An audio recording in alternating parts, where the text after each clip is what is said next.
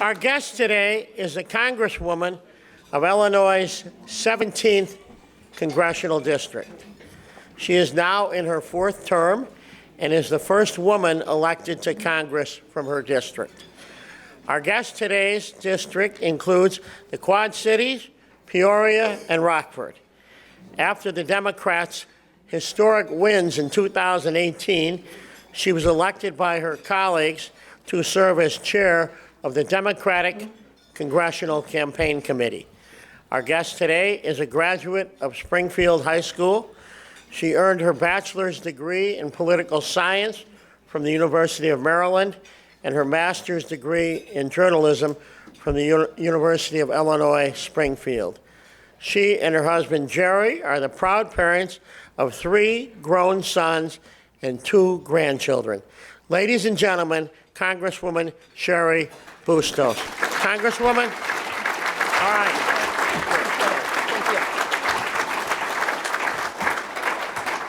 Well, good morning, everybody. Jay, thank you so much. I am grateful to you. It's good to see so many friends here and some new folks who I am meeting for the first time. I hope that I'll have a chance to say hello to more folks as the morning goes on. But I'll try to be efficient also with this, so there's time for questions and answers. So I'm calling this a behind-the-scenes look at what we're doing in Washington, D.C., because I figured I don't know if I would be able to draw a whole lot of people if I didn't promise to have something a little behind the scenes. I saw that Mayor Pete's going to be here. My guess is that's going to be a standing room only crowd, and I'm actually pretty excited about him along with some other folks. So I was here a couple years ago standing at this same stage, and at that time I said we had a path to take back the majority, we meaning Democrats, I am a Democrat, that we had a path to win back the majority in the U.S. House of Representatives. I had a role where I was working on messaging, but I was also working on recruiting candidates and working very closely with candidates all over the Midwest, all over the heartland. And these were some of the toughest districts in the entire country. So I talked about that, and that was the pledge I made. I think we're going to be able to win back the majority. I also talked a little bit about my grandfather's hog farm. So we literally covered the whole gamut. My cousin Colleen Callahan is here, who actually grew up on a hog farm. So we did cover the...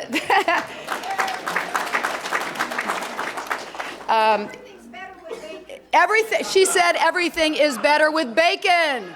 You are so right. And the bacon here is absolutely phenomenal. So hats off to the chef and the hogs. So what we ended up seeing, though, was really this historic change. And what I'd like to talk about a little bit more, while Democrats are now in the majority in the U.S. House of Representatives, we've got a difficult year and a half ahead of us. And I think what you see day in and day out in the media and what you think is going on in Washington, D.C. is a little bit different than what is actually going on in Washington, D.C. And that's what I'd like to talk with you a little bit about today. So I am the second woman, so it's kind of a drag me second, but I'm the second woman to run the Democratic Congressional Campaign Committee. The first, well, I don't know, is that second counts? Okay. Kind of. I'm an athlete, and I like to be first. But so the first chair was going back to 2002. It was Nita Lowey, currently the Congresswoman who is leading the Appropriations Committee. That's how far back we had to go to have a woman. But Illinois has only had 2 chairs ever to run the Democratic Congressional Campaign Committee. Did you know that? And does anybody know who the first was? Rahm Emanuel. All right, so one of the first things that I did after being elected by my colleagues for this position was I wanted to call all of the former chairs and really got some great advice. And Rahm was one of the first calls that I made. And I know you guys have a swearing jar. And so if I were to share what he shared with me, I would definitely have to contribute to that. But so let me talk a little bit about, though, some of the best advice that I got. And it was from this woman right here. I work very, very closely with her now as the chair of the political arm of House Democrats, and she is the Speaker of the U.S. House of Representatives. We travel a lot all around the country, but what she shared with me is something I think is very critical. And you think of Nancy Pelosi, from San Francisco. You think about the literally tens of millions of dollars, if not more, that have been spent against her over many, many, many years. And, you know, she's been labeled as this San Francisco liberal. And what I can tell you, she's as practical as anybody I have ever worked with in any field I've ever worked with. And so her advice, and she says this, she will say this in a room full of all Democrats, and they might be the farthest left Democrats you would know. And she will say this: we've got to govern like you play tennis. And do we have any tennis players in the room? Not a whole lot, but in LaRue, well, or we can govern like LaRue. You were a center, right, LaRue? Where'd LaRue go? You were a center, right? So Speaker Pelosi's advice is this: you govern like you're playing tennis, and that is when you get a ball returned to you, or you hit one over, you always go back to the center so you're ready for what's coming next. So think about that. And that is coming from Speaker Nancy Pelosi. She is as practical as they come. So what I'd like to talk with you about today is a little bit about what is actually going on in Washington, and specifically focusing on the new members, because they are getting a lot of attention all over the country, and it is what I was very, very much involved with in the last cycle. So here are just some of the headlines that spotlight the real work that these freshman Democrats are doing. There's stories that really do get lost with the inside the Beltway drama all the time. And what they are doing is they are bringing to Washington, D.C. what they know at home. So I'm going to highlight just a few of the folks that you may not have heard about. You guys, anybody know who that is? Okay, it is not. She said Ocasio. No, it is not. This is Sharice Davids. She's from Kansas. She defeated a Republican to get to Congress. She is, and the reason I've got that picture on the left is she is an MMA combat fighter. I kid you not. She's also one of two of the first Native American women ever to be elected to the U.S. House of Representatives. And she's phenomenal. Anybody know who that is? Crickets. So it is not. But I appreciate your guesses.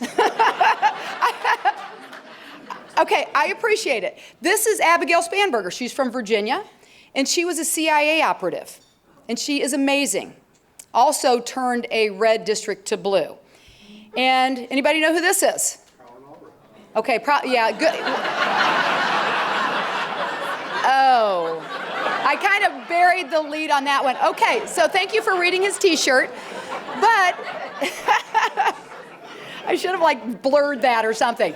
It is Colin Allred, and he is from the state of Texas, a state that is changing literally by the day in its politics. And we picked up 2 seats. Democrats picked up 2 seats this last cycle. Colin was one of them. And he's also a former NFL player, played with the Tennessee Titans. Amazing. He's just had a brand new baby. And in Tennessee, we picked up another seat with a woman named Lizzie Fletcher.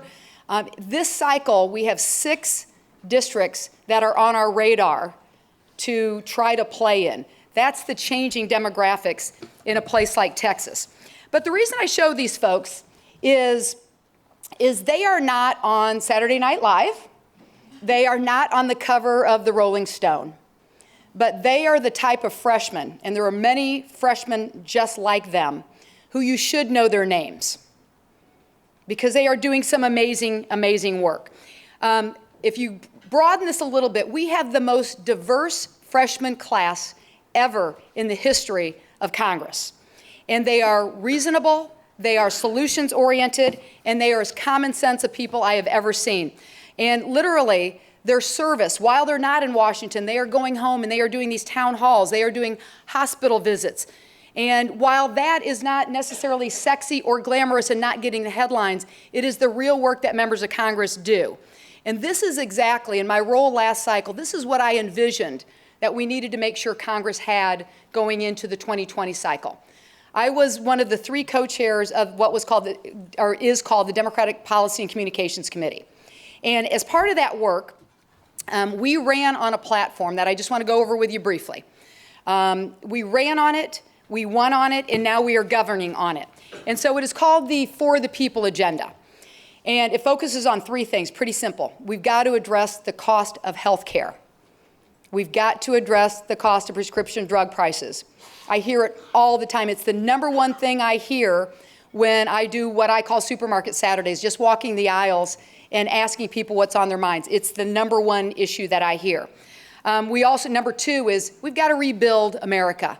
It is what gave us our competitive advantage, and we are losing that competitive advantage. We've got to rebuild America, and we're talking about our roads and our bridges and our electrical grid. We're talking about schools, locks and dams, all of that. And then number three, we have to crack down on really a Washington, D.C.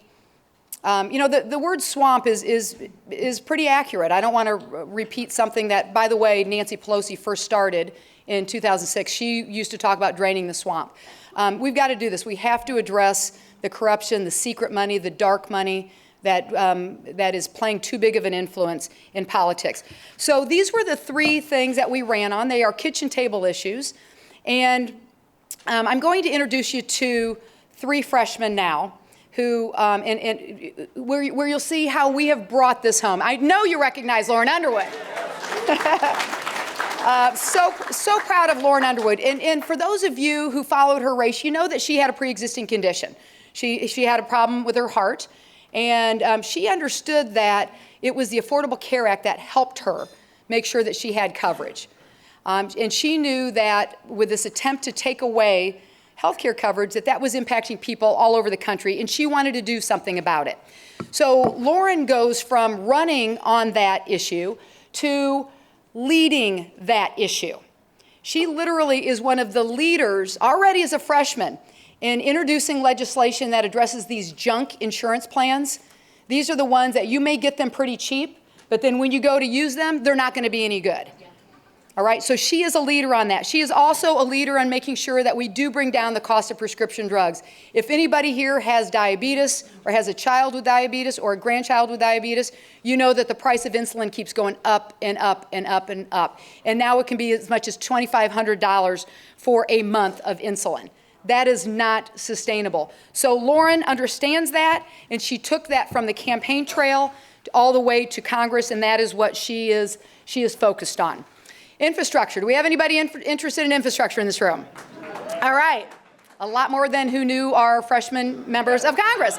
So, you know, it's critical. It is absolutely critical. And we here in Illinois can be ground zero because we're right in the center of the country where everything goes through. So that was the plank number 2 that we ran on that I told you about. So as you know, President Trump introduced this $1 trillion transportation package pretty early in his administration. But the problem with it is it was not workable. You can't all of a sudden change the funding formula and turn it on its head and expect local and state governments to come up with, and the private sector to come up with 80% where the federal government's only going to pay 20%. So we are now reaching across the aisle, and this woman, another freshman, is Abby Finkenauer. She's from the state of Iowa. She borders the congressional district that I serve, so I got to know her very well during the campaign. She would have been the youngest woman ever elected to the U.S. House of Representatives. But there's one person who is younger. I'm guessing most of you know who that person is. But Abby is, she's 30 years old. And again, ran on the fact that she wanted to make sure she was doing something to address infrastructure. So what'd she do? She's on not only the Transportation Infrastructure Committee as a freshman, but she is also the vice chair of the subcommittee on highways and transit. So for those of you interested in that, get to know Abby Finkenauer. She's a smart woman. She's got a great background. She's got a tremendous work ethic, and that she's already a chair as a freshman of a subcommittee. By the way, one side note on that. One of the biggest Democratic classes ever was after the Watergate, in the Watergate era. Not one freshman held a gavel in a subcommittee, not one. This term right now, we have 18 freshmen who are chairs of subcommittees. Okay, pretty phenomenal. And again, the woman who had the sunglasses on earlier, Speaker Pelosi, she made sure that that happened. All right, so Number 3, we've got to address the money, the voting rights, make sure that everybody feels like government is actually working for them, for the people, as opposed to for special interests. So literally on the day, I think it was the day before the tax bill was voted on and passed, there was a member of Congress who went out and bought a yacht the day before it was passed because he knew that this would impact the taxes that he had to pay. So that's the kind of stuff where there's no reason that the tax benefits really benefit so few. And so we passed what we call the For the People Act, which addresses the dark money, that everything has to be declared, that there has to be total transparency on all donations, that anybody running for president has to show their taxes. And it is really a matter of returning the power to the people. And so the third freshman I want to tell you about is Dean Phillips, and he's out of Minnesota. And this was what he ran on. By the way, he's got a great Chicago connection that I love. His grandmother was Dear Abby. Is that not awesome? Yeah, and really a phenomenal guy. But here's what he did. When I look at these campaigns that these guys ran, it was nothing that you would read in a textbook, I'm telling you. So here's what Dean Phillips did. He's in Minnesota, and he knew that people were telling him about how they just wanted Washington to work better. So what he did is, in the land of 10,000 lakes, he takes an old pontoon and calls it the government repair pontoon, and would literally go out to boaters on one of those 10,000 lakes and talk about what did they want to see work better in Washington. He did the same thing with an old milk truck and called it the government repair truck. And that was made the same year that there was a Democrat back in that district. It had been decades, like literally decades since there had been, obviously an old milk truck like that. So, and then, we have any fishermen or fisherwomen in the, okay, so you probably know what that thing on the bottom left is, right? It's a, what do you call it, an ice hut? Ice house, fish shed. What? But anyway, he mounts that on a trailer, and he drives that all over the place and has office hours in that so he can listen to people. So this is the kind of campaign that we saw all over the place. And now what is he doing to bring it back home? He is right off the bat has begun doing town halls so he can continue to listen to people. So he's actually operating as a public servant should operate. So we've got a few other members across the country who are following this kind of campaign, this kind of public service, and I just want you to take a look real quickly at this. Democrat Xochitl Torres-Small has finished ahead by a slim 1-point margin. Democrat Andy Kim has been declared the winner in New Jersey's House race. It was a rematch from the 2016 race in Congressional District 2, and this time Democrat Angie Craig came up on top. My district is enormous and incredibly diverse. This is the district that I grew up in. It's about 50% suburbs and exurbs. If you're going from the southeast to the northwest, it can take up to 8 hours. We have some of the best beaches. About 50% rural. Absolutely would need to put in a good music list because the radio doesn't work everywhere. Certainly from my area, it's very much a Phillies, Eagles area. My district, no matter where people live, the theme is people just want an opportunity to earn a good life. Healthcare. The cost of prescription drugs. A job that can pay a good wage. Investment in infrastructure. The cost of childcare. Climate change. Access to a quality education. Issues where the rubber hits the road. And the kitchen table issues that impact their lives. We may disagree on 10 things, but we can all find something we agree on, and usually that's a love for New Mexico, a love for green chili, and a love for the outdoors. They want an opportunity to work hard and to have a shot at this thing we call the American dream. When we reached out to everyone, folks believed in that. It's about making sure that we are showing that who I am in that town hall in the most conservative areas of my district is the same person that's down here in Washington fighting on their behalf. Only 2 sessions for the last 40 years, my seat has been represented by a Democrat. And I believe part of the reason I'm here is because I showed up everywhere, because I listened to everyone. It's a district that Trump won by 6 points. It's a tough district for Democrats. We've only had one Democrat in this seat for decades. Many of these communities feel like we've forgotten them. I'm thinking about what matters to the people that I serve. When I was thinking about running here, people told me that this was unwinnable. But these are the exact types of districts that we need to win to be able to continue to build out.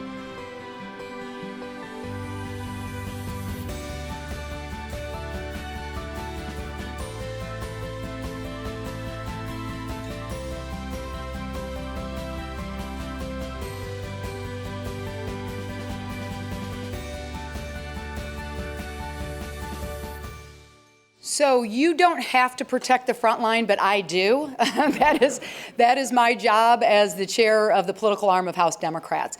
And just for kind of a lay of the land on that, we now have 31 Democrats who serve in Trump districts. Those are 3 more of them. I happen to be one of them as well. And so I consider this, while we have a 17-vote majority in the U.S. House of Representatives, I consider that a very fragile majority. So my advice to whether it's the folks that you saw here today, whether it is people who are looking to run, and we've got 33 battleground districts all over the country that we hope to play in, you've got to be hyper-local. So I got a question earlier about the impeachment talk. My advice is always, you gotta stay local. And if you listen to people like Dean Phillips did in his ice house or on his pontoon boat or in his milk truck, you know that what people in districts like the one I represent, where 60% of the towns are 1,000 people or fewer, and 85% of the towns are 5,000 people or fewer, I can tell you I never hear somebody bring up the Mueller report when I do Supermarket Saturdays, or where I'm doing what we call Cheri on shift, and I job shadow folks. But I do hear them say, we want you to get the job done. That's number one. So if we want to be successful, this is the message over and over again. It is being hyper-local. Sean Casten is doing that, and he's bringing his expertise. Sean Casten, who obviously picked up a seat from the state of Illinois, he's doing that with his background in science and talking about climate change. So he's taking what he knows from home and what he has lived and bringing that to science, or bringing that to Congress. On the right, Chuy Garcia, also a freshman. He is bringing what he learned in his life on issues of importance to immigration and job creation, and he is bringing that to Congress as well. But it is in the cattle barns. These are, I've done 85 Cheri on shifts since I've been elected. We just call it that. And obviously, we've got now a guy named Jared. He calls it Jared on the job. He's out of Maine. And so we've got freshmen who are taking this model. But this is me actually doing, on the bottom left, I'm changing a street lamp with the rural electric co-ops. I am on I'm repairing. I'm on a barge here on the bottom right. I'm a car repair woman in the top right. But I can tell you, when you are working shoulder to shoulder with people who do hard work every single day, they do not obsess about the same kind of things that are obsessed on in Washington, D.C. So it is the folks in our brand new freshman class, again, 40 flipped seats from the 2018 cycle. That's phenomenal. 60 plus brand new members who have now held more than 200 town halls throughout this country. So they're listening to people. And now it is a matter of taking what we learned out of 2018 and making sure that we do more town halls than we do tweets, and making sure that we are building this bench where we can continue the most diverse caucus in the history of our nation. I think that makes us stronger, and staying focused on what we know is important to people. So that's my story, and that's what's going on in Washington, D.C. that you don't always read about. So thank you very much.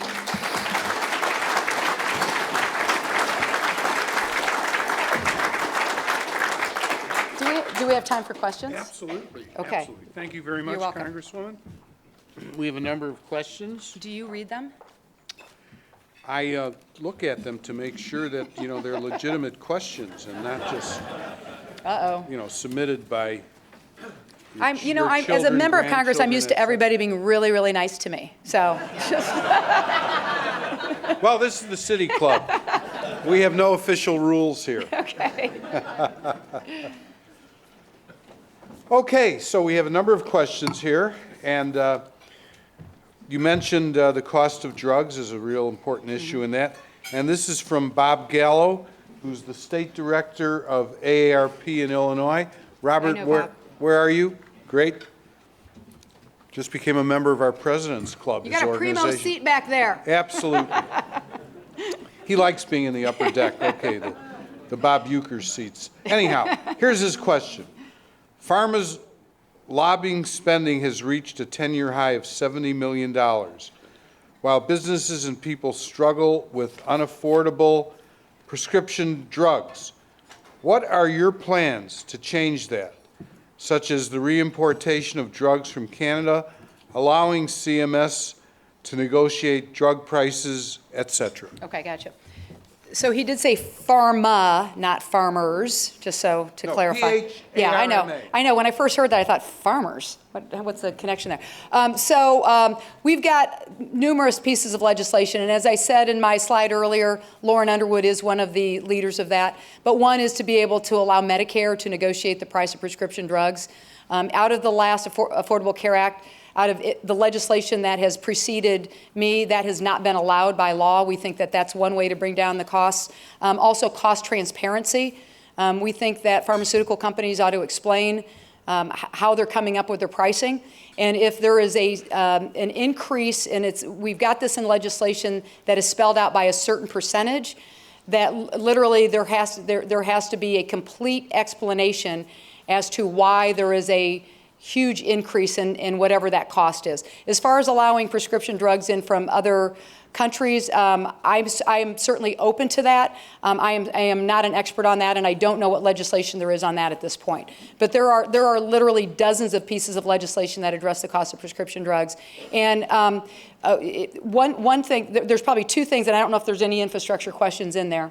And if there are, let me just proactively say, Speaker Pelosi would say the same thing. She's going to be at Jan Schakowsky's power lunch later this afternoon, but she would tell you the same thing. When she goes to the White House and sits down with the president, there are two areas where he will say that he is happy to work with her and to work with Democrats to make sure that we pass it, because he ran on it in 2016. We ran on it in 2018, and we've got to make sure we get this done. One is the price of prescription drugs, and the other is a robust infrastructure package. So I believe because the president is willing, because you've got bipartisan support on those issues, I do think that we'll be able to address both of those and get something done legislatively this cycle. Okay, thank you. This is a question along a different line. This is from retired General John Borling, sitting over here, who's with Service Over Self. By the way, From my congressional district. he's from your district. He came all the way in from Rock Island or wherever. I like how he typed it up. Does he have like a typewriter over there? Maybe he has a staff, who knows? He's a general after all, Yeah. The Congressional Commission on Public and Military Service is considering a one-year military service program to augment the all-volunteer force and encourage shared values and experiences. Any thoughts on this? I love General Borling. You know what? You should stand up, General. Thank you.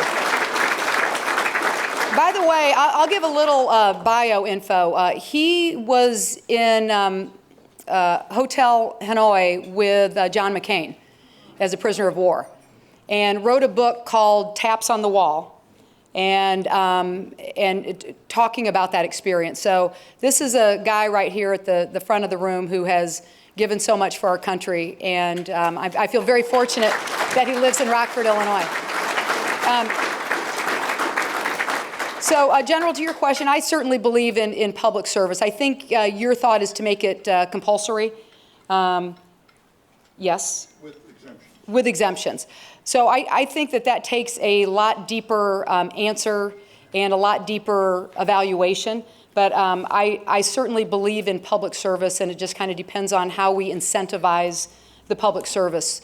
Whether it's through kids who go to college and we help with their reimbursing them on their student loan debt. I mean, there's a lot of different ways we can address this, and I know you have briefed me. Yeah, and I know in that, as he said, that is part of it. But I think we should look for ways to incentivize public service. We certainly need that. I believe that it's through public service that you can change the world, however that looks. I'm very proud to serve in Congress, even though I'm in a profession that is very unpopular. I know that every day I walk into the office, we are in a position to help people. And the other behind-the-scenes things that members of Congress do is we work with individuals who, by the time they come to our office, have just had it. And it could be a veteran, it could be an immigration issue, it could be a senior on a Medicare or Social Security issue. But in the time I've been in office, we've closed 5,500 cases, and I consider that 5,500 people and families that we've been able to help. And those are the kind of things that get zero headlines, but it's something that it makes me very proud to be able to have great caseworkers in our office to be able to help like that. But so, General, thank you for that question. Okay, thank you, and thank you for that answer. This is from Terry Weaver, who's with the University of Illinois at Chicago. Her question is, how can universities partner better with rural communities to meet their needs? We need you. We need everybody to help partner on this issue. It has to be a local, state, federal, private sector, public sector, educators. DNR is part of the answer. Illinois Rural Development, which Colleen Callahan used to run, is part of the answer. But if we don't invest in our rural communities, it will be devastating for the state of Illinois. I mean, as you know, we are in Chicago right now. This is our economic centralized engine, but still to this day, ag is our biggest economic driver. And so we can't forget the folks in my part of the country. I already explained to you my congressional district. And while Jay, in his introduction, talked about the Quad Cities, Rockford, and Peoria, in between that are 11 other counties that are almost all rural. It's a 7,000 square mile congressional district, 14 counties, borders Wisconsin, borders Iowa, and it's almost all rural other than those slightly bigger areas of the Quad Cities, Rockford, and Peoria.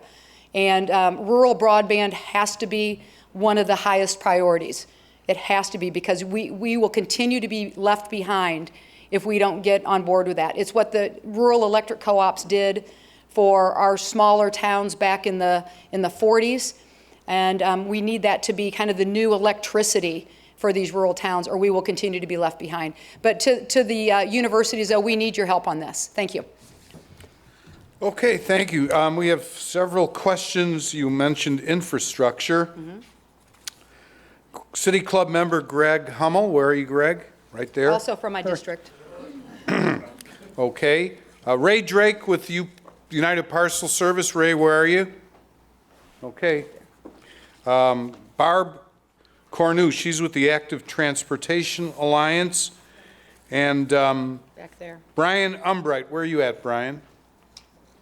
Right over there. Okay, good. They all ask questions about infrastructure.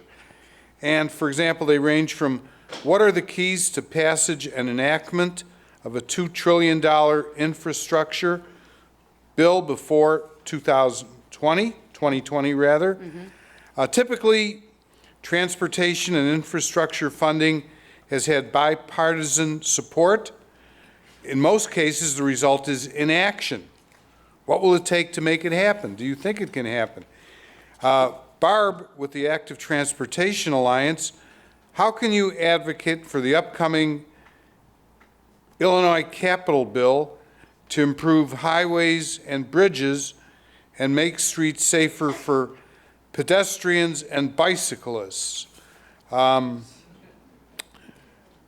General questions with regard to infrastructure. Okay.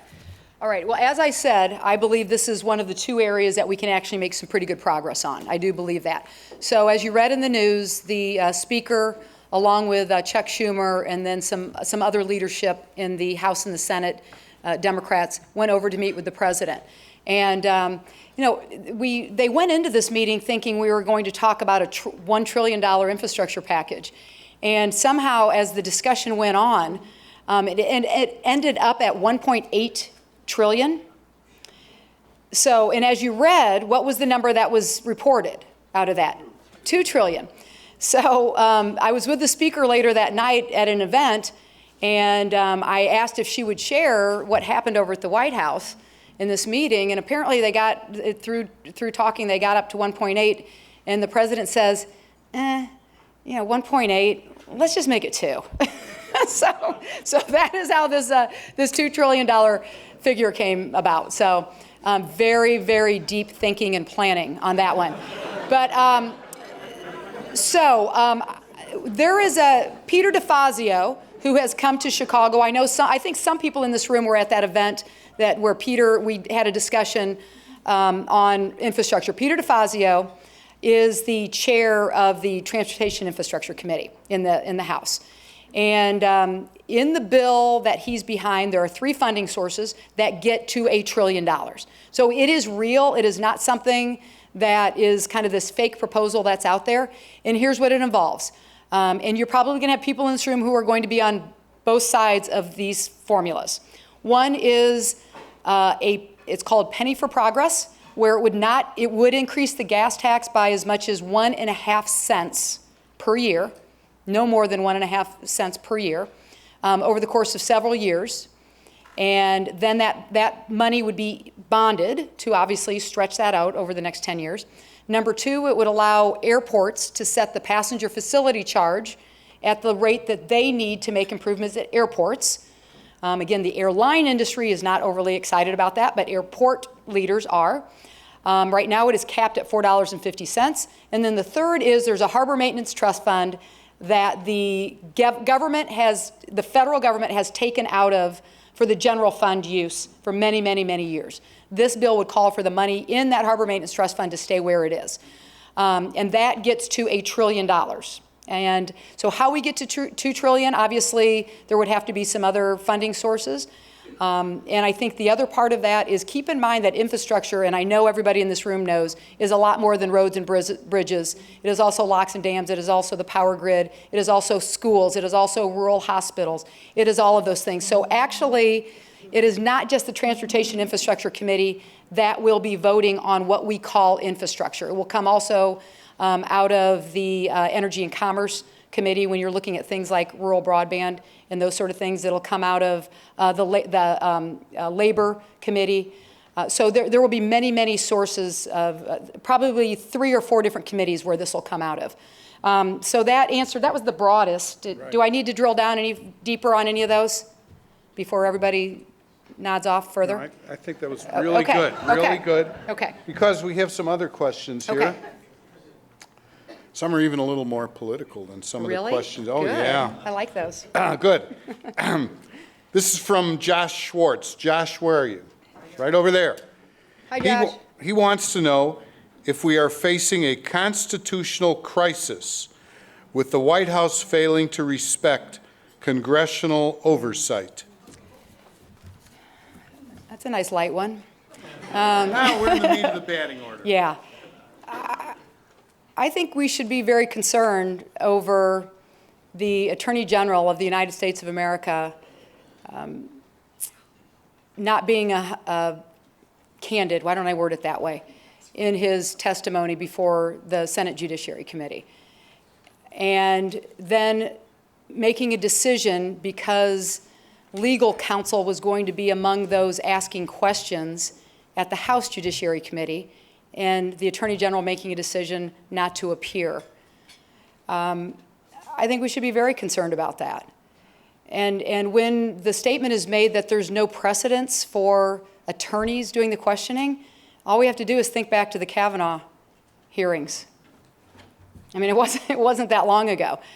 And but I think we should also listen very closely to what Speaker Pelosi is saying about impeachment. I mean, think about what that does to the country. And I'm a former reporter. What I did for most of my career, I was a reporter, and I was an investigative reporter for a number of years. And I think you've got to be guided by the truth in everything you do. And I don't have a problem with any of the committees, the Oversight Committee, Judiciary, Foreign Affairs, what am I leaving out? Intelligence. Yeah, oh yeah, that's a big one. Thank you. With them seeking the truth.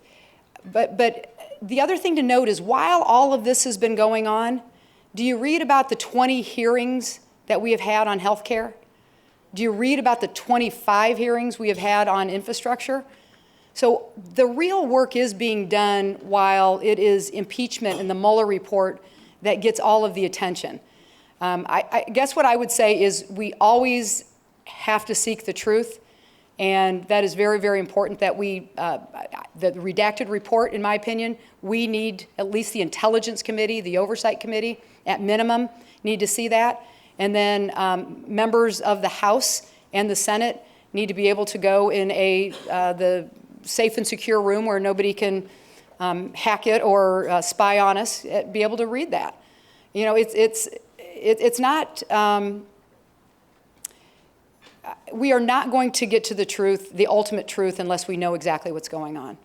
So, but I think there's grave concern right now with the Justice Department ignoring that the Congress wants to hear more about what is happening in this investigation. Okay, thank you. This is from Marcus Morrow. Marcus, where are you? In the back? Not a City Club member. Marcus, give you the same opportunity that we give 2,500 other people. $50.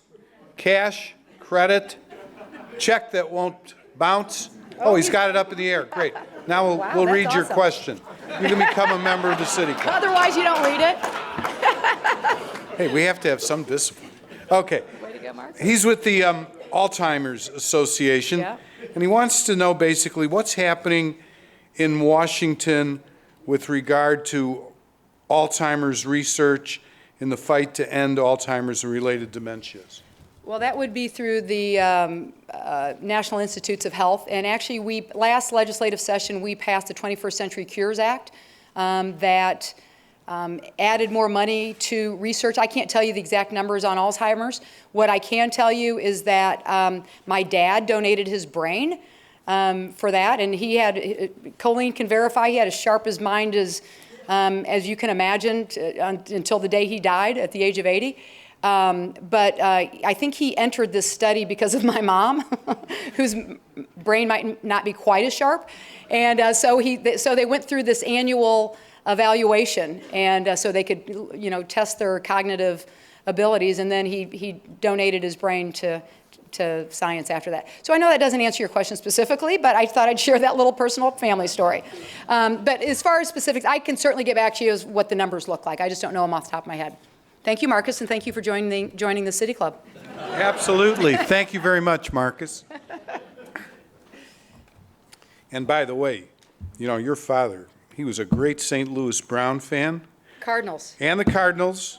Yeah, but the Browns moved to Baltimore, and that may have been before your time, Congresswoman. So, and a Cardinal fan, and he's sorely missed. That's really a good announcement in Chicago.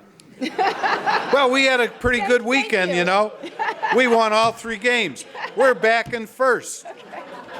Those Cardinals are going back to St. Louis up on the hill. Okay. I do think the Cardinals just swept the Nats, though. We don't care about the Nats here. Remember, all politics are local. You're in Chicago. Well, that's why I said, why are you mentioning St. Louis? Okay. We have, this is an interesting question. I'm not going to mention who asked it because we've answered one of their questions, but as you select candidates, what are some of the criteria that you look at, particularly if, say, there's a challenger for a sitting congressperson? Who would that be? Well, I was the vice chair of recruitment several cycles ago, and then as I told you earlier, I focused on these heartland states this last cycle. So I've been involved with recruiting candidates for most of the time that I've been in Congress. And I also have this program that we call Build the Bench. I do that out of my own campaign to train people. We do an all-day boot camp to train people to run for office at any level. And the reason I started that Build the Bench program is I recognized that it was way too hard to recruit candidates in some of these districts, especially really varying the diversity of of how any elected office looks. And so if anybody's interested in running for office at some point, my political director, Haley, is over here. And this Build the Bench program costs you nothing because we pay for all of it, but it teaches you the fundamentals of how you run for office and how you win. And the things that you have to get right this day and age if you're running is you have to understand messaging. You have to understand that you've got to have resources to win, so how do you get those resources? You've got to understand grassroots organizing, and because we are living in 2019, you have to understand social media. And so those are the 4 fundamentals that we teach. So when I'm looking at recruiting candidates, I want to make sure that they understand those 4 things. And for anybody here ever run for Congress? When did you run, General? So what year was that? Ages ago. A few ages ago. Well, you know, a modern day campaign in running for Congress is, it's really pretty much a full-time gig. You've got to be, especially, again, I told you the demographics of my district, you've got to be all over. You've got to be talking to people constantly. You have to have the resources to run very, very expensive campaigns these days. So, you know, in the end, you have to have somebody with a great work ethic, somebody who's got a background that people can relate to. And you've got to look at the numbers of a district. I mean, it is much a science as it is an art. And for instance, if as a Democrat, I would not run in John Shimkus's district in Southern Illinois, because a Democrat's not going to win that. I mean, I don't care. You could be the best Democrat in the world, and you're not going to win that district. There was a district in far southern Illinois that Brendan Kelly ran in last cycle. And some of you may have met him because he came to Chicago a lot to raise money. But he was like a near perfect candidate and couldn't win that. You know, a Catholic guy, a military background, church going, a father, a prosecutor, like a perfect profile for that district, and couldn't win it. So that's the science part of it. You got to look at the numbers, but the art part of it is, can you resonate with people? Can you talk with people? Are you comfortable with people? And then again, having people have to be able to get excited to get the grassroots going, and you got to have the resources. So you look at all of those things. Okay. That sounds like a very exciting program that you're getting potential candidates involved in. Yeah, it's I'm great. just wondering because Cheri and I first met many years ago when you were in the Illinois Women in Leadership program. And they always had me in as one of the male piñatas to do a session for you, and I've been poked and jabbed many times, and she's just fantastic. Okay, so I'm biased. In fact, you have a lot of fans here. Jerry Lathero, you're with Lathero and Degnan. Jerry, where are you? He's right there. He wants to know if you're considering running for president. And if not, why not? He wants to know why not. Yeah, we need more people to run, don't we? The answer to that in a word is no. No, I am not considering running for president. I don't think we need anybody else to get into this race. But I am excited about some of the candidates. And I do know that whoever is at the top of the ticket on the Democratic side matters a lot on how well I can do my job protecting the people who are in Congress now in these very, very tough districts and making any kind of gains. And if we end up nominating people who folks in my part of the state in districts like this cannot relate to, I don't think things are going to go very well in the job that I'm in right now. I just think it's absolutely critical that we've got the right nominee. I won't tell you who I think is the right nominee, but I do think that we've got several people who are good. And however you want to look at this, because I'm thinking about who's from the Midwest who's running, and I think we just have, Amy Klobuchar and Pete Buttigieg? Is that it from the Midwest? I don't want the Midwest to be overlooked, I can tell you that. So whoever the nominee is, it's more than just Iowa and winning that first in the nation caucus. It is not forgetting the kind of people who I just talked to you about. I have a town called Hamlet, Illinois, in my congressional district. The population is 48. And I made this decision, I'm like, I want to go door to door there just to see. There are 16 homes in Hamlet. And it was so interesting. I'm walking down this little side street. I can't remember if it was a Saturday or Sunday. It was a weekend. It's hotter than heck. And all of a sudden, there's this woman driving her John Deere Ryder tractor down the middle of the road and yelling at me. And for whatever reason, she was yelling at me. So I go over there, and she wants to know, her house was just down the road a bit. She wanted to know if I would stop by and have a glass of Guinness with her and her husband and her son. They're hog farmers. And they loved John McCain. And John McCain had just passed right before this. And they wanted to toast John McCain. And, so these are people who are, think about that. They're hog farmers. She's out on this weekend on this hot day on her John Deere. And I'm just, this person walking down the street and she wants to toast John McCain. But I want to make sure that who's ever running has those interactions with people and not just on a phony level. Because I see there's plenty of phony level politicians. And, but you got to get to know people and their struggles. And that's why I do those supermarket Saturdays and have since I was first elected. That's why I do my Cheri on shifts and stand shoulder to shoulder with people. And was that our last question? Yeah, So, I have one final question after that. Okay, but I want to share one story of just my last Cheri on shift I did was just a week ago. And I rode on a van for this paratransit driver, which is, driving the van that helped people in wheelchairs and people with disabilities get to various appointments.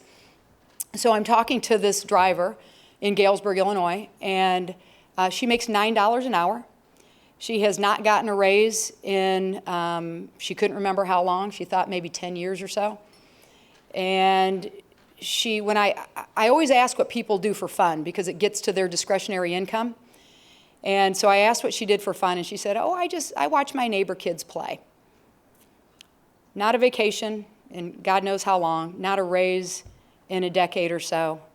Couldn't remember if she'd ever taken a vacation. And that's what she does. And those are the kind of people that I represent. And so whoever our nominee is, I want to make sure that they understand that. And every person who runs for Congress who I'm involved with recruiting, I want to make sure that they go out and they hear those kind of stories and they understand the people that they're representing. Because it's not all lucky people like us sitting in this room. Because we are lucky people. And a lot of people aren't as lucky as we are. And we can't, as people who represent them, we can't forget that. So thank you. Okay, thank you. One quick question, then we'll have our drawing. In the UIS story about you and the pragmatic idealist, it mentioned that not so many years ago, because you're young, you babysat for Loretta and Dick Durbin and their children. So the question is, did he pay you or did he take advantage of the relationship he had with your dad?